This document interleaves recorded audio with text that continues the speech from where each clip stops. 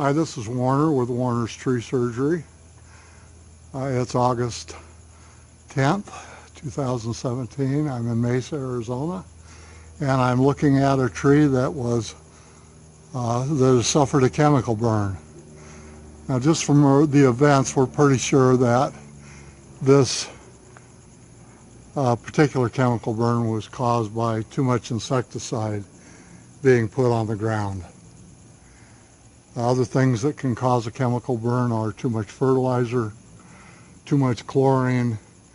If you've got a salt pool, the stuff in the salt pool will cause this. Usually,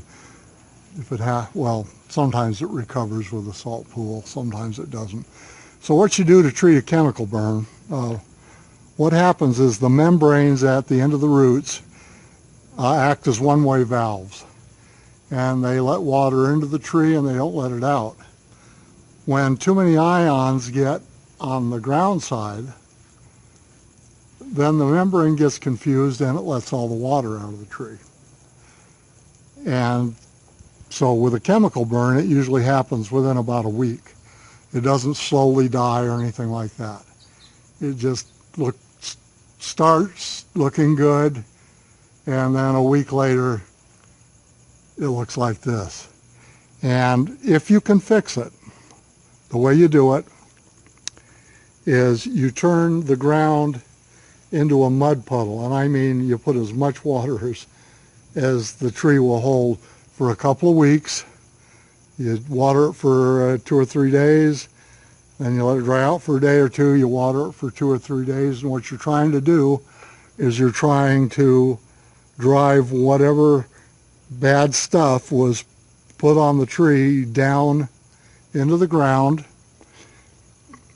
There are millions of advantageous buds in the bark, and they're turned off by hormones that are produced by the apical meristem, which is a specialized cell that exists at the end of the branches and at the end of the roots. And when either one of those die, in this case when the branches die, those advantageous buds are no longer turned off.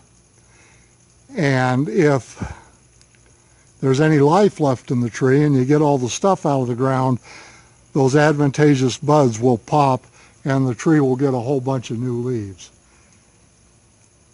And if that happens, then this tree will survive. Now the bad news is it's just turned hot again, and the bark that develops in the shade is different than bark that develops in the sun. So all this bark on the inside of the tree is what we call shade bark, and it will sunburn on a citrus tree. So the tree has to be painted up quite a ways, and if the advantageous buds pop, it would be a good idea, because of the time of the year, if this tree were shaded, if somebody got a shade screen and put up there. So what you don't do in a case like this is you don't trim all the dead off, because we're not going to know for a month what's dead and what isn't. And the stuff that's up there is providing some shade. So you avoid trimming any dead wood out until it cools down, which is usually the middle of October. You paint the trunks, you water it like crazy, and you see what happens. Putting more fertilizer on it, putting anything on it, treating it with anything is only going to make a case like this worse. After the tree recovers, you would make sure that you got a fertilizer like Kellogg's, which you can get at Home Depot, or some fertilizer. Next spring, you would use a fertilizer that had mycorrhizal fungi in it, which will help will colonize with the ends of the roots and also help to repair the damage. So if you got a problem like this, give me a call. The number is 480-969-8808. Thank you very much.